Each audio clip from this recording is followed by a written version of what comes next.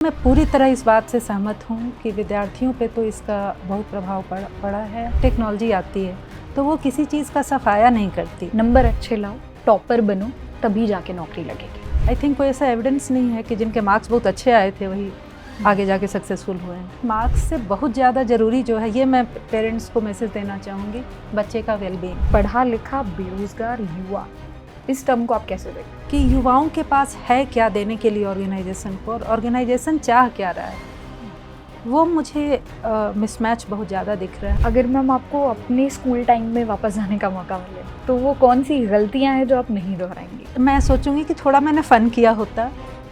दोस्तों, अगर आप एक स्टूडेंट हैं तो एग्ज़ाम का वो स्ट्रेस, सिलेबस पूरा करने का प्रेशर और रट्टा मारने की मजबूरी को आपने ज़रूर महसूस किया होगा। हम हमेशा सोचते हैं कि काश कोई ऐसा हो जो हमारे इस एजुकेशन सिस्टम को समझे, एग्ज़ाम के डर को कम करे और पढ़ाई को सच में इंटरेस्टिंग बना दे। आज हमारे साथ एक ऐसी खास शख्सियत मौजूद हैं जिन्होंने सिर्फ भारत ही नहीं बल्कि नेपाल, भूटान और अफ्रीका तक लाखों स्टूडेंट्स की पढ़ाई को आसान और बेहतर बनाने का काम किया है। डॉक्टर प्रियंका शर्मा। इतने बड़े बड़े पदों पर रहने और देश विदेश की नीतियां बनाने के बावजूद डॉक्टर प्रियंका के दिल में आज भी एक शिक्षक बसता है जो हर वक्त यही सोचता है कि एक स्टूडेंट की लाइफ को कैसे आसान बनाया जाए। आज के इस पॉडकास्ट में हम इनसे समझेंगे कि कैसे हमारा पढ़ाई का तरीका बदल रहा है। रट्टामार सिस्टम से निकलकर योग्यता आधारित शिक्षा आपको आगे कैसे बढ़ाएगी, और क्या इस एआई के दौर में टेक्नोलॉजी आपके टीचर की जगह ले सकती है। मैम, आपका बहुत बहुत स्वागत है हमारे आज के स्पेशल पॉडकास्ट में। Thank you Monali. मैम, मेरा पहला सवाल ये है कि प्रशासनिक और रिसर्च की इतनी जिम्मेदारियों के बीच आपके अंदर वो शिक्षक कैसे जिंदा रह गया? टीचर नहीं, मेरे अंदर का लर्नर जिंदा है। टीचर, क्योंकि मैं ये मानती हूँ कि हर टीचर पहले एक लर्नर होता है। सीखना बहुत ज़रूरी है, तभी आगे हम सिखा सकते हैं। क्योंकि यदि हम देखें कि टीचर का काम क्या है, टीचर का काम है सिखाना, ना कि मार्क्स के लिए प्रेरित करना। और किसी को सिखाने के लिए सीखना बहुत ज़रूरी है। और अब आते हैं आपके डायरेक्ट सवाल पे, जहाँ आपने बोला कि इन जिम्मेदारियों के साथ, तो फिर मैं ये बोलूँगी कि ये जो संस्थाएं होती हैं ना, चाहे वो CBSE हो, जहाँ भी मैंने काम किया, ये संस्थाएं आपको एक माहौल देती हैं, इनेबलिंग माहौल देती हैं, जहाँ कि आप जो करना चाहते हैं वो पूरा कर सकें। और मेरा मकसद था लोगों से सीखना और सिखाना दोनों। तो जहाँ भी मैंने काम किया, मुझे इन सब जगह ये मौका मिला कि मैं सीख सकूं और सिखा सकूं। मैम, जैसा कि हम सभी जानते हैं, आपने NTA के साथ भी काम किया है, तो ऐसे में अपने मेंटल प्रेशर को कैसे स्टूडेंट्स कम करें, या फिर क्या वो स्टेप्स लेने थे जो गवर्नमेंट लेती, यानी कि NTA लेती, और ऐसी परिस्थितियाँ ना बनती? देखिए, चूँकि मैंने इस ऑर्गेनाइजेशन में काम किया है जब ये संस्था बनी थी, और ये काफ़ी हाई स्टेक संस्था है, तो जो प्रोसेसेस हैं अंदर के, वो तो काफ़ी रोबस्ट बनाए गए थे। अब इधर क्या हुआ, चूँकि मैं पीछे 4 साल से वहाँ हूँ नहीं, तो मैं कुछ इस बारे में कमेंट नहीं कर पाऊँगी। लेकिन जिस तरह से ये बनी थी संस्था, उस समय जो प्रोसेसेस डिफ़ाइन किए गए थे, काफ़ी रोबस्ट प्रैक्टिसेस बने थे। बट जब इस तरह कि कोई भी संस्था बनती है और बहुत सारे स्टेप्स होते हैं, जैसे हम एज ए विद्यार्थी हम सब एग्ज़ाम देते हैं, बोर्ड एग्ज़ाम, तो उसमें कितने स्टेप्स होते हैं। एक तो पहले फॉर्म बनने से लेके, क्वेश्चन पेपर बनने से लेके, उसके लिए एकेडमिशियंस इन्वॉल्व होते हैं, फिर वो एक जगह से दूसरी जगह ट्रांजिट होता है, फिर वो वहाँ से एग्ज़ाम सेंटर पे पहुँचता है, फिर उसके बाद पेपर्स जाते हैं वापस। अब कहाँ क्या टूटा ये बताना बहुत मुश्किल है, ये एक बड़ा सवाल और जबकि मैं इस पॉइंट पे उस संस्था का हिस्सा नहीं हूँ, तो ये काफ़ी मुश्किल है बता पाना कि क्या हुआ। और इसलिए मैं इस पर कुछ कमेंट नहीं कर पाऊँगी। पर मैं पूरी तरह इस बात से सहमत हूँ कि विद्यार्थियों पे तो इसका बहुत प्रभाव पड़ा है। और जो बोलते हैं ना, ह्यूमन लाइफ की कीमत तो बहुत ज़्यादा होती है, तो मैं उनके साथ हूँ। बट कहाँ क्या गलत हुआ ये नहीं समझ में, मतलब मेरी समझ में नहीं आ रहा, कि बिकॉज प्रोसेसेस काफ़ी रोबस्ट थे। अग्री। मैम, अगला सवाल ये है कि AI जिस तरीके से हमारे बीच आ रहा है और AI का क्रेज़ लोगों के बीच बढ़ रहा है, क्या आगामी दिनों में शिक्षकों का पूरी तरह से सफाया होने वाला है? आप छोटा जवाब चाहेंगी या लंबा जवाब? जैसा आप देना चाहें मैम। छोटा जवाब नहीं। और अब आते हैं डिटेल पे कि क्यों नहीं। क्योंकि देखिए एआई जो है ना वो एक इकोसिस्टम का हिस्सा है और इसका काम है इनेबल करना। तो जब कोई भी वो मोबाइल आया, इकोसिस्टम में कोई भी नई टेक्नोलॉजी आती है तो वो किसी चीज़ का सफाया नहीं करती। और मैं आपको यहाँ एक छोटा सा ये बताना चाहूँगी कि हम एजुकेशन को देखते कैसे हैं। टीचर क्या करती है? टीचर केवल किताब की लिखी चीज़ बच्चों को नहीं बताती, वो बच्चों में आत्मविश्वास पैदा करती है, वो बच्चों को ये सिखाती है कि साथ में कैसे आप बड़े होगे, आप उम्मीद कैसे रखोगे और आगे भविष्य में क्या परेशानियाँ आने वाली हैं। ये एआई नहीं सिखा सकता, इसके लिए टीचर का होना ज़रूरी है।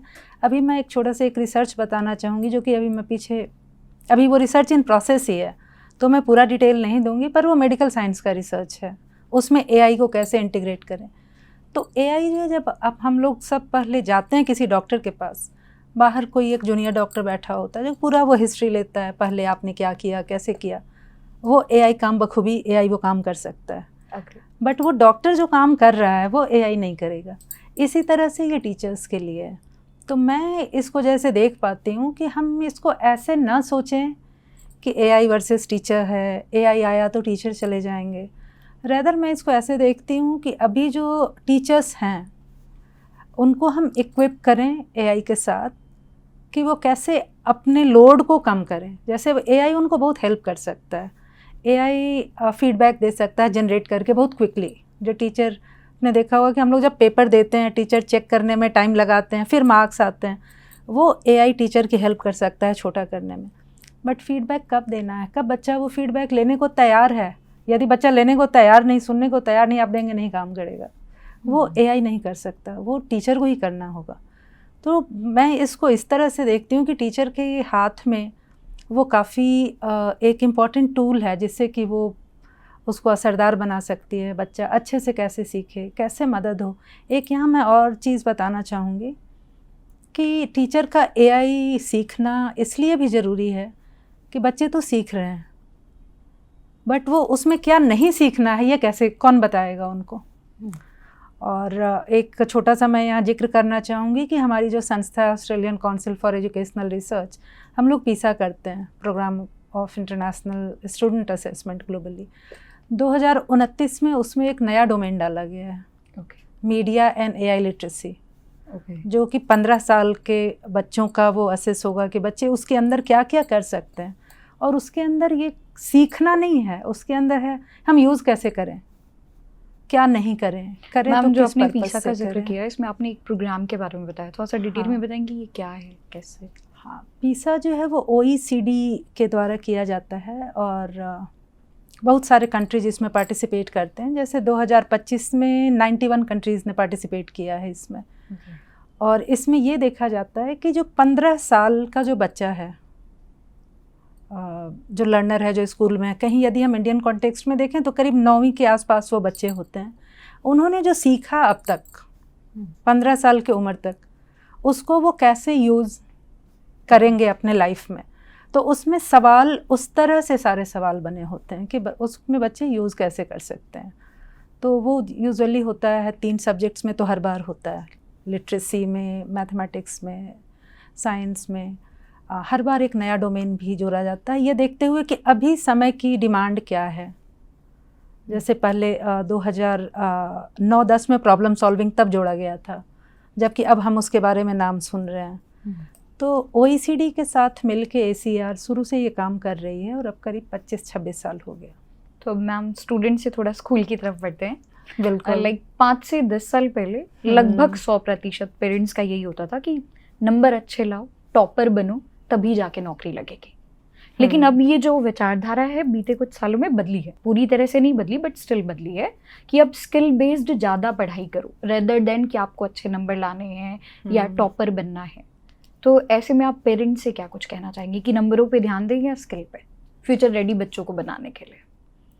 हाँ, तो यहाँ पहले तो मेरा आपसे ये सवाल है कि आप श्योर हैं कि अब पेरेंट्स मार्क्स नहीं एक्सपेक्ट करते हैं? बट वही मैंने आपको कहा ना, रेशियो थोड़ा सा, बस हाँ, शुरुआत हुई है। हाँ, और ये अच्छी शुरुआत है। और मैं बोलूँगी कि इस शुरुआत के 2 पहलू हैं।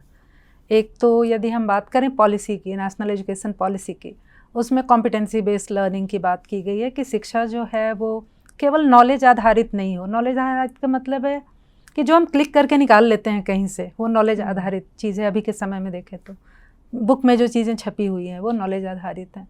तो ये कि वो उस पर नहीं हो, रादर कि हमने जो बुक में जो चीज़ें लिखी हैं या जो हम क्लिक करके देख पा रहे हैं उसको लाइफ में यूज़ कैसे करेंगे, उसको हम एनालाइज कैसे करेंगे फैक्ट्स को। उससे हमारे इर्द गिर्द जो सामने जो चुनौतियां हैं उस नॉलेज को यूज़ करके हम कैसे उसको हेल्प करेंगे। तो यू आर वेरी राइट कि पेरेंट्स की सोच में बदलाव आना शुरू हुआ है, पर अभी वो काफ़ी दूर है। हाँ। और यहाँ यदि आप बोले कि मैं पेरेंट्स को क्या कहना चाहूँगी, तो मेरे खुद के 2 बच्चे हैं, बेटे हैं अब दोनों, एक तो कॉलेज में है, एक जॉब में है।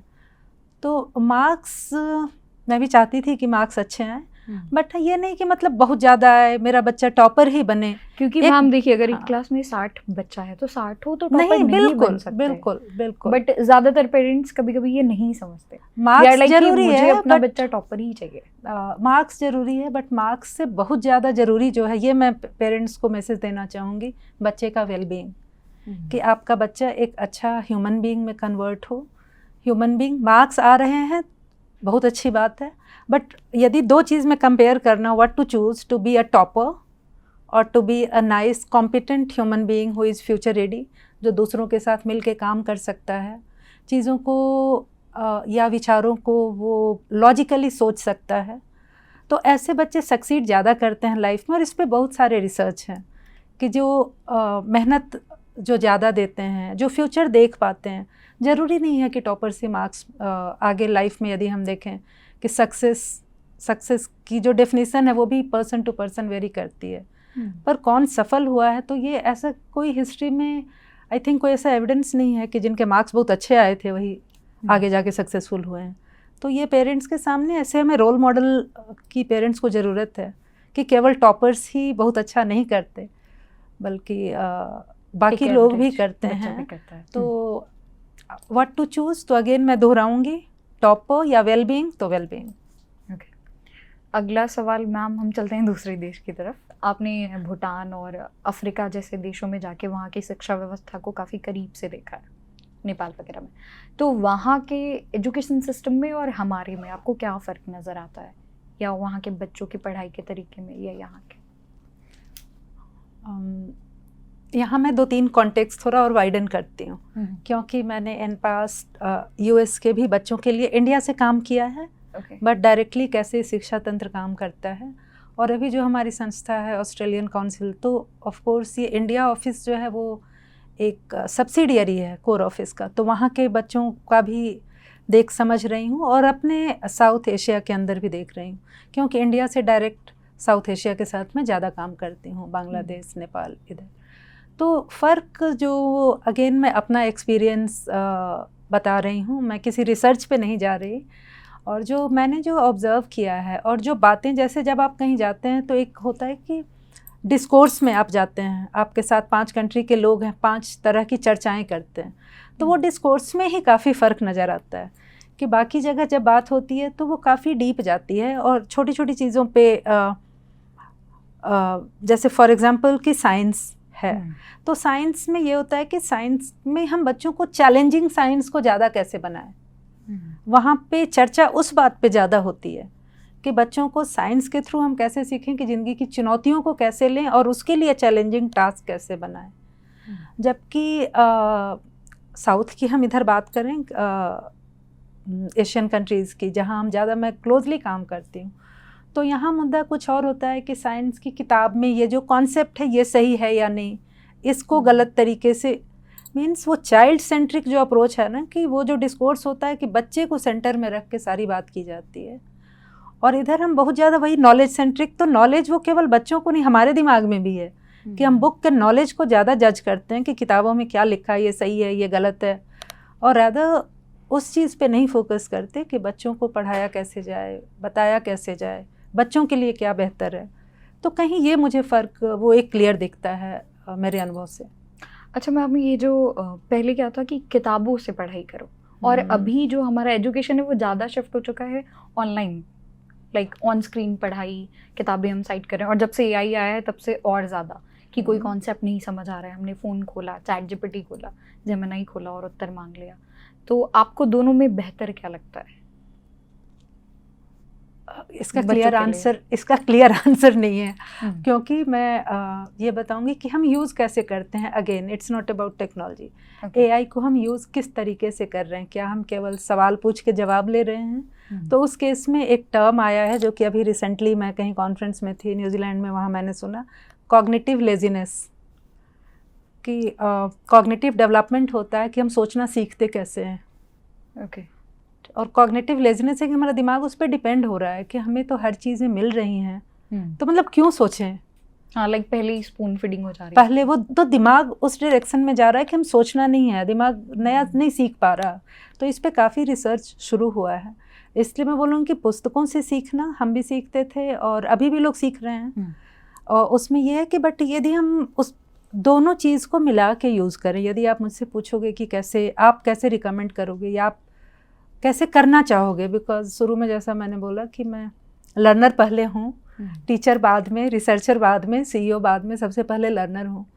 तो ऑफ कोर्स मैं किताबों में देखना चाहूँगी और किताबों में मुझे जहाँ डाउट हुआ, मुझे इसके बारे में डिटेल जानना है, डाउट नहीं, रेदर मैं डीप जाना चाहती हूँ। हो सकता है मेरे पास 10 दूसरी किताबें तुरंत अवेलेबल नहीं हो, देन मैं पहले जैसे हम लोग गूगल का हेल्प लेते थे और अब हमारे पास कोपायलट या चैट जीपीटी या जो भी ये जो टूल्स हैं, एआई टूल्स। बट फाइनली आप डिसीज़न अपना सोचिए कि ये 5 इन्फॉर्मेशन में से कौन सा इन्फॉर्मेशन ज़्यादा रिलेवेंट है, बिकॉज वो तो रिपोजिटरी से पुल हो रहा है डेफिनेशन आपके लिए। But your brain is your own brain, सारे ब्रेन यूनिक हैं, एक दूसरे को हम कंपेयर नहीं कर सकते। अगला सवाल ही मैम ये सॉरी मैं उलझा तो नहीं रही? नहीं नहीं, बिल्कुल नहीं मैम। तो अगला सवाल भी एआई की तरफ ही है। जैसे ये जो हमारे ह्यूमैनिटीज़ के विषय हैं, हिस्ट्री हो गया आपका, जियोग्राफी हो गया, क्या इन सारी विषयों को भी एआई खा जाएगा? एआई किसी को नहीं खाएगा, मैं फिर वहीं आ रही हूँ। एआई किसी को नहीं खाएगा बिकॉज वो कहाँ से पुल कर रहा है, हमारे आपके सबके दिमाग से ही तो ले रहा है ना। तो वो एआई खाएगा कैसे? बट ये हिस्ट्री, ज्योग्राफी, जो ह्यूमैनिटीज़ हैं, ये थोड़ा कंटेक्चुअल ज़्यादा होते हैं। सेम फैक्ट हमारे कॉन्टेक्स्ट में इसकी मीनिंग कुछ और होगी। जैसे एक मैं छोटा सा उदाहरण देती हूँ कि डिफरेंट बुक्स में और टाइम के हिसाब फ्रीडम स्ट्रगल को अलग अलग नाम दिया गया, कभी उसको रिवोल्ट बोला गया, कभी वो स्ट्रगल बोला गया। तो ये चीज़ें तो कंटेक्चुअल होती हैं। तो मैम ह्यूमैनिटीज़ की जो भी पढ़ाई स्टूडेंट कर रहे हैं, उनका फ्यूचर है आगामी 5-10 सालों के बाद? बिल्कुल है, क्योंकि और मैं ऐसा देख पाती हूँ कि ह्यूमैनिटीज़ को हम एज ए सब्जेक्ट नहीं देखें, रेदर देखें कि ह्यूमैनिटीज़ के पीछे का मकसद क्या है, ह्यूमैनिटीज़ पढ़ाने के पीछे का। तो उसकी ज़रूरत मुझे ये लगता है कि ज़्यादा पढ़ने वाली है आने वाले दिनों में, क्योंकि फ्यूचर रेडीनेस हम देखें तो ये बहुत ज़्यादा, नॉलेज तो अपनी जगह है, टेक्नोलॉजी अपने पेस पे इवॉल्व कर रहा है, बट क्या इवॉल्व नहीं कर रहा कि उससे जो आने वाली जो मुश्किलें हैं समय के साथ, कॉम्प्लेक्स लाइफ में सर्वाइव कैसे करें। एक छोटा सा एग्जांपल है, कोविड के लिए हम लोग तैयार नहीं थे और बहुत सारे आप लोगों ने इर्द गिर्द देखा होगा कि इंडस्ट्रीज, फैमिलीज, बहुत सारी चीज़ें सर्वाइव नहीं कर पाई, बट बहुत चीज़ें उसमें जिन्होंने डिफरेंटली सोचा वो काफ़ी, एक जिसको डिसरप्शन टर्म बोलते हैं, तो वो काफ़ी आगे तेज़ी से निकल के आए, जबकि बाकी लोग सोच रहे थे कि क्या करें। कुछ लोगों ने बहुत तुरंत सोचा कि क्या करना है और वो आगे निकल के आए। वॉर, अभी जो सिचुएशन, जो कन्फ्लिक्ट, जो क्राइसिस में जो लोग क्विकली सोच पाए, मतलब 5 साल आगे तक देख पाए कि अभी अच्छा ये शुरू हो गया तो 5 साल बाद कैसा होगा, उन्होंने तुरंत काम करना शुरू किया। कई लोगों ने सोचा अच्छा वेट करते हैं, देखते हैं, 6 महीने देखते हैं, 8 महीने देखते हैं, फिर सोचेंगे क्या करना है। तो ये चीज़ें ह्यूमैनिटी सिखाएगा, राइट? तो वो कभी नहीं जाने वाला। अगर मैम आपको अपने स्कूल टाइम में वापस जाने का मौका मिले तो वो कौन सी गलतियां हैं जो आप नहीं दोहराएंगी? मैं सोचूंगी कि थोड़ा मैंने फ़न किया होता, क्योंकि मैं जिस जगह से हूँ, एक मेरे पिताजी गवर्नमेंट एम्प्लॉय थे और मीडियम, एक जो बैकग्राउंड होता है, मैं ये नहीं बोलूँगी गरीब, बट जो कॉन्टेक्स्ट था वो ऐसा था कि वो गर्ल्स कम पढ़ती थीं, बॉयज़ ज़्यादा पढ़ते थे। गर्ल्स को एक टिपिकल दायरे में बंध के हर चीज़ करना होता था, तो कहीं वो अंदर से सीरियसनेस आ गई थी कि अच्छा करने का मतलब है बहुत सीरियस रहना, केवल वो पढ़ाई करना, ये चीज़ें। तो जो अब मैं आप बोल रही हूँ ना कि यदि आपको 2 चीज़ चुनना हो, टॉपर और वेलबींग में से क्या चुनोगे, तो that is coming from experience as well. तो I will say that choose wellbeing not being topper, जो कि हम लोगों ने वो चुना था अपने समय में, मैंने जो चुना, तो आई विल से कि इस तरफ रहना ज़्यादा बेहतर है। सवाल के रुख को थोड़ा मोड़ते हैं। एक जो टर्म होता है हमारे बीच कि पढ़ा लिखा बेरोजगार युवा, इस टर्म को आप कैसे देखते हो? लाइक बहुत से स्टूडेंट, जैसे धरना प्रदर्शन होता है, कई ऐसी सारी बाइट्स आती हैं, कहते हैं हमने इतनी पढ़ाई की, हमने परीक्षाएं पास की, लेकिन देखो आज हम बेरोजगार पड़े हैं। ये आपने बहुत ही गूढ़ सवाल पूछा है। तो इस रोजगार, यदि डायरेक्ट यदि हम रोजगार से जॉब देखते हैं कि टर्म में, तो ऑफ कोर्स मैं बोलूँगी कि स्थिति बहुत अच्छी नहीं है। But at the same time यदि मैं इसको अब दूसरी तरफ ले जाती हूँ, क्योंकि काफ़ी सारे रिसर्च ऐसे बताते हैं जो कि बिकॉज बीइंग रिसर्चर मैं उस पर ज़्यादा फोकस करूँगी। और ये पढ़ा लिखा बेरोज़गार युवा, ये जो टर्म है, ये कहीं आई थिंक वो हमारे समाज के अंदर से निकला है। बट यदि आप दोनों पक्षों को देखिए, तो एक तरफ तो युवा बेरोज़गार है, दूसरी तरफ जो ऑर्गेनाइजेशंस जो टैलेंट ढूंढ रहे हैं कि हमें इस तरह के लोग चाहिए, नहीं मिलते। तो मुझे ये जो टर्म है ना, इसके पीछे वो मिसमैच ज़्यादा दिखता है कि from research point of view से मैं देखूँ तो, कि युवाओं के पास है क्या देने के लिए ऑर्गेनाइजेशन को, और ऑर्गेनाइजेशन चाह क्या रहा है, वो मुझे मिसमैच बहुत ज़्यादा दिख रहा है। और आई थिंक कि अभी जो एजुकेशन पॉलिसी में जो बात आ रही है कॉम्पिटेंसी बेस्ड, यदि वो सही में रियलाइज़ हो जाए, शुरुआत हुई है, तो शायद ये मिसमैच नहीं रहे। बिकॉज ऐसा नहीं है कि ज़रूरत नहीं है, हर जगह, बहुत जगह कॉरपोरेट्स में भी बहुत जगह वो लोग नहीं हैं, क्योंकि लोग मिलते नहीं। अपने एक्सपीरियंस से मैं जानती हूँ कि लोग मिलते नहीं। सरकारी में भी बहुत जगह आपको पता है जगह खाली है, उसका कारण हो सकता है कि बियॉन्ड कुछ ऐसा हो जो कि हमें नहीं दिख रहा। बट ये मैं फोकस उस पर करना चाहूँगी कि जिस स्किल्स की ज़रूरत है, जिन कॉम्पिटेंसीज़ की ज़रूरत है। देखिए, ज़रूरत किस चीज़ की है कि आप अच्छे से अपने कलीग्स के साथ आप एक अच्छा मेल भेज पाएँ, आप अपने क्लाइंट से अच्छे से बातें कर पाएँ। पर जिसको हम पढ़ा लिखा बेरोज़गार युवा कर रहे हैं, उनमें से एक लार्ज सेक्शन है जिनके पास की ये चीज़ें नहीं है। किताबी ज्ञान पूरा है, उस पर मैं नहीं कमेंट करूँगी, आई कांट डाउट, वो पास होकर किसी सिस्टम से आए हैं तो है। बट जिस चीज़ की ज़रूरत है, टीम में 10 लोगों के साथ मिल के काम कैसे करें। तो सब चाहते हैं हम अपना काम हम करें, आप अपना काम करो, आप अपना काम करो, आप अपना काम करो। तो ये सारे स्किल सेट्स नहीं हैं, तो वो भी एक है कि जिसके कारण बहुत सारे लोग बेरोज़गार हैं। और वो गैप बिल्कुल विजिबल है, बहुत सारे रिसर्च वो बता रहे हैं कि ये गैप है। अच्छा मैम, जैसे अभी दिल्ली में आपने जेनजी प्रदर्शन देखा, जेपीएससी प्रदर्शन झारखंड में चल रहा है, तो जेनजी जो है और जेन अल्फ़ा, इनका जो प्रदर्शन करने का या गुस्सा जाहिर करने का तरीका है, और आज से 5-10 साल पहले जो छात्र अपना गुस्सा जाहिर करते थे, उनमें आपको क्या फ़र्क नज़र आता है? मैं तो 5 साल पहले मतलब मेरे पास जेनजी और अल्फ़ा दोनों हैं, तो हमारे समय में हम डरते थे, गुस्सा जाहिर करते ही नहीं थे। गुस्सा बिकॉज मान लीजिए कि यदि आपको कुछ डाउट है कि ये सवाल में, मतलब बहुत छोटे लेवल पे आते हैं, वहाँ से नेशनल लेवल तो बहुत बड़ी बात होगी कि इस सवाल में शायद कुछ प्रॉब्लम है, मुझे कम मार्क्स मिले हैं। हम कभी टीचर के पास जाके पूछने की हिम्मत नहीं करते थे कि क्यों कम आया। मतलब कहीं था कि नहीं, टीचर ने कुछ सोच के दिया होगा, तो हम उस अथॉरिटी को एक्सेप्ट करते थे। टीचर हैं, पेरेंट्स हैं, तो वो जो बोल रहे हैं, शायद हमारी समझ कम है, तो शायद मैं बोलूँगी शायद हमें विश्वास कम था। तो यही जो टर्म है मैम, ये बदलाव, इसको आप किस तरीके से देखते हैं? ये पॉजिटिव वे में है या टोटली नेगेटिव? आई थिंक कि रोड पे जो चीज़ें निकलती हैं थोड़ा वो निगेटिव हैं। बट यदि उसको चैनलाइज किया जाए टू ड्राइव द चेंज जिसकी कंट्री को बहुत ज़्यादा ज़रूरत है फ्यूचर रेडीनेस के समय, आई थिंक ये जो युवा हैं वो ज़्यादा देख पा रहे होंगे कि 10 साल में मैं अब 50+ की हूँ, राइट। तो मैं शायद नहीं देख पाऊँ कि 10 साल के बाद क्या दिखेगा, क्या होने वाला है, क्योंकि मेरे पास 50 साल का बैगेज है। पर ये जो यूथ हैं, इनके पास 20 साल का, 25 साल का बैगेज है, तो वो ज़्यादा क्लियर ट्रेंड देख पाएंगे कि 10 साल के अंदर क्या होने वाला है। तो उस डायरेक्शन में शायद काम करने की, सबको मिलकर काम करने की ज़्यादा ज़रूरत है। और मैं उनको एक बहुत यूज़फुल रिसोर्स की तरह देख रही हूँ, ख़ास करके क्योंकि मैं आपको अब बताती हूँ, पहले सवाल पे आती हूँ। आपने पूछा टीचर वाली बात, मैंने बच्चों से सीखा कि पढ़ाते कैसे हैं, क्योंकि कैसे मैम? बच्चों के सवालों से। क्योंकि जब आप क्लास में जाके खड़े होते हैं, मैं पीएचडी करने के बाद मैंने टीचिंग शुरू की, तो किसी ने बताया नहीं था। और जिस तरह से डिग्री मिलती है बीएड की, ऑफ कोर्स मेरे पास डिग्री है, उससे नहीं पता चला कि क्लास में कैसे पढ़ाना है, बट वो मुझे सीखना था। और बच्चों ने ही सिखाया कि पढ़ाना कैसे है 1 साल 2 साल 3 साल में। तो आई थिंक ये बहुत अच्छे रिसोर्स हैं, उनसे हमें सीखने की ज़रूरत है और यूटिलाइज़ करने की ज़रूरत है उसको फ्यूचर रेडी इंडिया बनाने के लिए, विकसित भारत बनाने के लिए।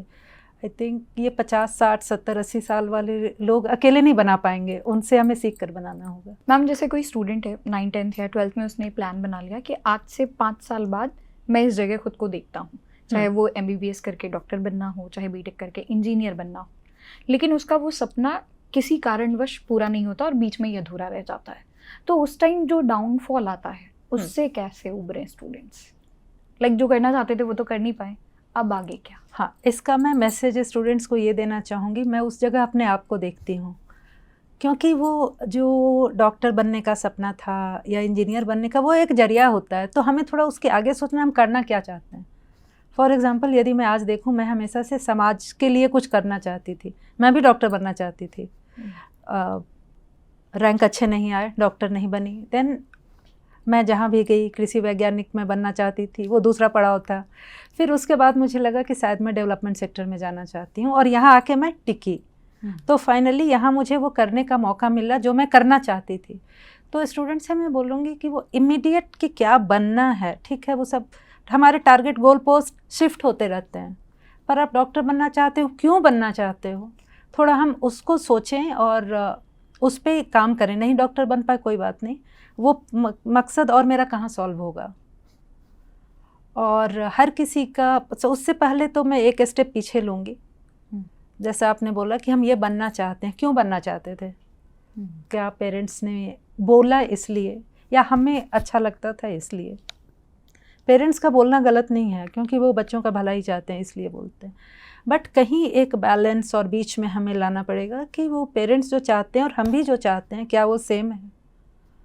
तो बच्चे जनजी खास करके वो बहुत अवेयर हैं। मैं बोलूँगी इस बात को कि ये जो बेस्ट पॉइंट ये है कि सेल्फ अवेयरनेस बहुत ज़्यादा है, और ख़ास करके वो ये ज़रूर जानते हैं कि उनको लाइफ में क्या नहीं करना है, पर वो जो क्या करना चाहते हैं, वो क्यों करना चाहते हैं, वो एक स्टेप पीछे जाएं, क्यों करना चाहते हैं, और वो क्यों एक की जगह दूसरी जगह से भी अचीव हो सकता है, तीसरी जगह से भी हो सकता है। तो वो हताशा की ज़रूरत नहीं है। ये क्या होता है ना कि हमने जिस तरह से माइंड में हम ब्लाइंडली सोचते हैं कि हम तो यही एक्स बनेंगे। लेटेस्ट से अभी चूँकि वो नीट का जिंदा है और चारों तरफ कंट्रोवर्सी है, और मैंने खुद इस चीज़ को फेस किया है वहाँ रहते हुए कि कितनी बार बच्चे कितने हताश हो जाते हैं।